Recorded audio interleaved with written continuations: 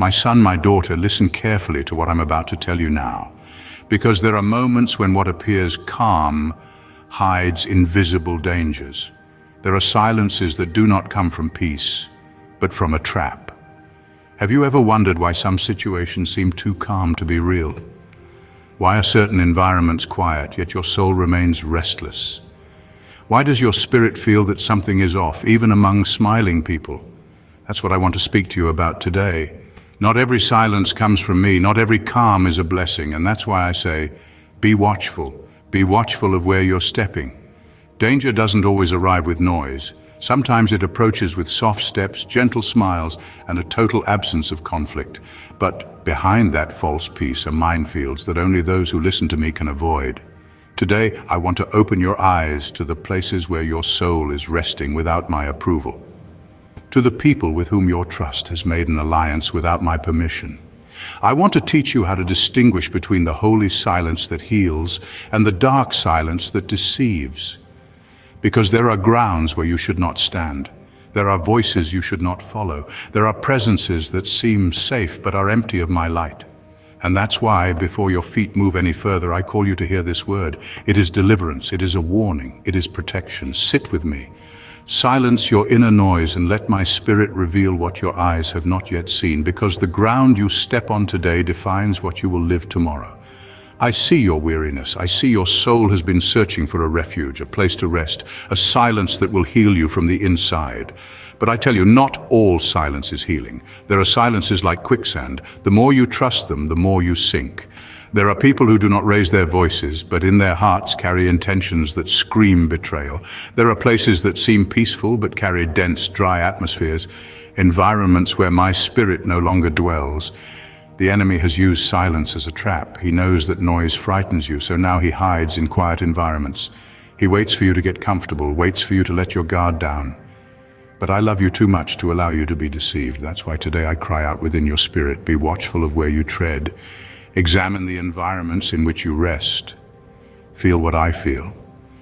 Perceive what I've already perceived, because your future cannot be built on false ground. Your calling cannot flourish on contaminated soil. My child, remember the garden. Remember how it all began. Eden was a place of beauty.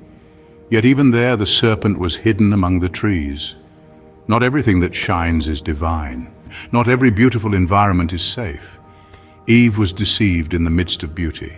The conversation seemed harmless. The silence that surrounded her seemed peaceful.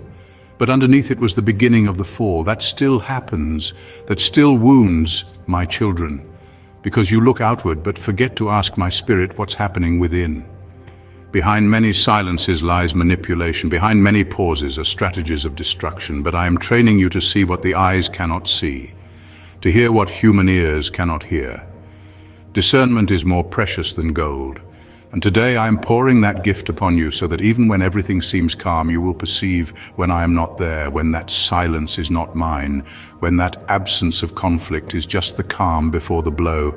You must remember, even the desert has its silence, and that silence is mine. The silence of the desert is what teaches you, matures you, prepares you, breaks your dependencies, and causes you to rely on me alone. But the silence of traps does not come to mature you.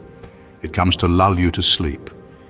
It makes you lower your guard where you should be alert, makes you sleep where you should be watching. So I say to you, do not sleep where I commanded you to keep watch. Do not settle in places where your soul still cries out. Do not be deceived by the absence of noise, because danger sometimes disguises itself as peace. That's why today I give you an alarm in the spirit, a holy discomfort, a restlessness that won't leave, a warning that pulses even when everything seems too good to be true. It is not fear. It is wisdom. It is protection. It is care. It is love. My son, my daughter, the serpent always works in silence. It knows your weak spots well. It hides in sweet conversations, in prolonged hugs, in promises filled with empty words. But you are mine, and I will not allow the trap to close if you listen to me. I will not allow your feet to walk into snares if you walk by faith and not by appearances. That's why, before accepting that proposal, pray. Before trusting that relationship, pray. Before resting in that environment, pray. Because there are places built to look like sanctuaries, but they are tombs. Because there are homes that smell like comfort, but host spirits of confusion. Because there are people who smile with their lips, but have already declared war in their hearts. And you need to know this before you get hurt, before you fall, before you waste time and your soul. There is silence in hospitals, there is silence in cemeteries, there is silence in dark rooms where tears soak pillows night after night. And there is silence in the minds of those who carry too much weight to share. Silence itself is not the problem, but what hides behind it might be. That's why today I want to restore your sensitivity. I want to reignite in you that spiritual perception that once burned brighter. I want to teach you to hear me again, to perceive my yes, my no, my wait, even when everything around you seems still. Because even in silence, I speak. Even in the absence of noise, I move. But you must be attentive, sensitive, connected.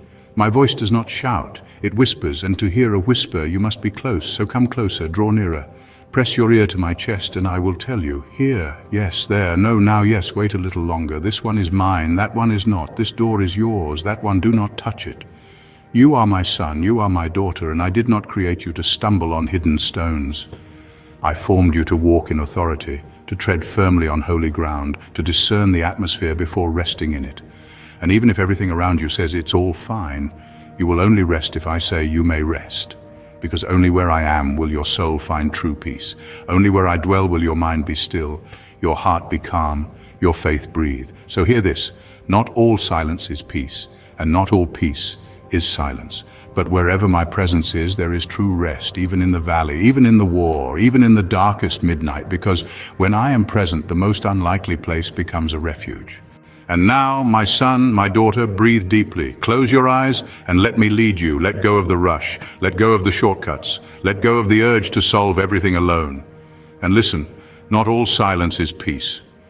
Be watchful of where you tread, and if you need to leave, I will show you the exit. If you need to break away, I will give you strength. If you need to start again, I will be there at the beginning, because more than just sparing you from pain, I want to teach you how to recognize the paths. I want you to discern what lifts you up from what brings you down, what merely seems from what truly is, what shines from what actually gives light, what truly heals from what only numbs your pain for a moment. I'm with you, and I will teach you to walk with your eyes wide open, even in the most silent places, because your journey is still long, but now your feet know where to step.